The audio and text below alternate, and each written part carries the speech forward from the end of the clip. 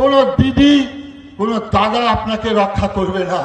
নিজেকে নিজে রক্ষা করুন, হিন্দুত্বের পর প্রতিষ্ঠা করুন, চরিত্রের পরিবর্তন করুন, তবেই আপনি হিন্দু সংগঠনের সঙ্গে যুক্ত হতে পারবেন। জল আসে না কলে, ঝরঝরিয়ে হরদম জল কেএসবি পাম্প হলে। বিদ্যুৎ সাশ্রয়কারী জার্মান টেকনোলজিতে তৈরি কেএসবি পাম্প। জলের প্রবলেম সেটা আবার কি? কুলপিতে হিন্দু সুরক্ষা সমিতির ডাকে ধর্ম সম্মেলন। মঞ্চে উপস্থিত শুভেন্দু অধিকারী। তার সামনেই বেলডাঙ্গার ভারত সেবাশ্রম সংঘের প্রধান কার্তিক মহারাজের গলায় শোনা গেল এই বার্তা।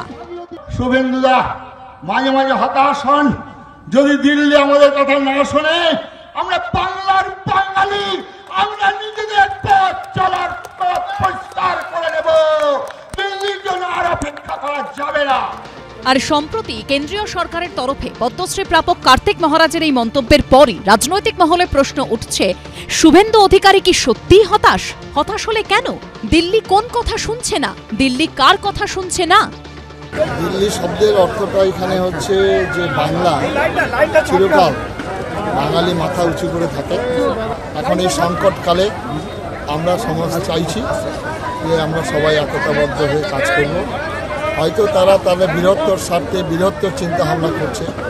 বাংলার হিন্দু, বাংলাদেশের হিন্দুদের স্বার্থে আমাদের ঐক্যবদ্ধ হয়ে আমরা লড়াই করব। দিল্লি যদি সাথে না আসে। বাংলা কি আলাদা? আপনি একটা ইঙ্গিত দিলেন যে বাংলা আলাদাভাবে পথ চলবে। আলাদাভাবে বাংলা চিন্তাভাবনা করতে হবে। আমরা সাধু সন্ন্যাসী যারা রয়েছেন তারা চিন্তাভাবনা করবেন।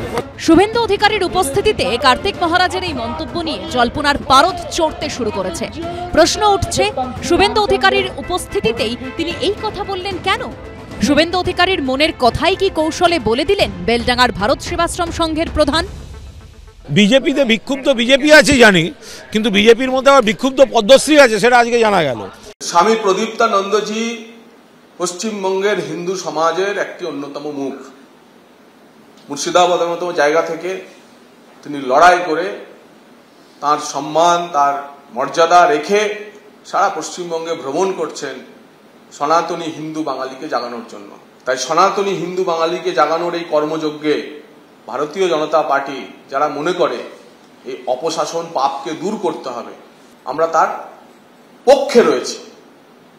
কিন্তু তার যে বক্তব্য, তার যে বক্তব্যের আঙ্গিক, তা আমি অন্তত পক্ষে শুনিনি। তাই এ নিয়ে কোনো টিপ্পণী করতে পারবো না। সম্প্রতি কার্তিক মহারাজকে পদ্মশ্রীর জন্য মনোনীত করেছে মোদী সরকার। সেই প্রসঙ্গ টেনে কটাক্ষ ছুড়ে দিয়েছে সিপিএম। পদ্মশ্রী পেয়ে শক্তিশালী হয়েছেন কার্তিক মহারাজ। দিল্লির নেতাদের তিনি বলেছেন তারা পশ্চিমবাংলার দিকে তাকায় না। ভুল বলছেন।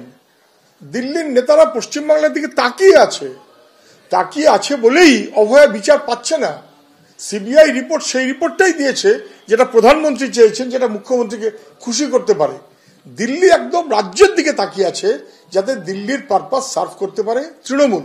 কার্তিক মহারাজ বুঝতে পারছেন না, সেই কারণেই কার্তিক মহারাজকে আপাতত লালিপপ দিয়ে রাখা হয়েছে পদ্মশ্রী। তাহলে এটা পাওয়ার যোগ্যতাও নেই। সব মিলিয়ে কার্তিক মহারাজের মন্তব্য ঘিরে জল্পনা এবং চাপানুতোর দুটোই চলছে সমান তালে। গৌতম মণ্ডল, অর্ণব মুখোপাধ্যায় ও উজ্জ্বল মুখোপাধ্যায়ের রিপোর্ট, এবিপি আনন্দ।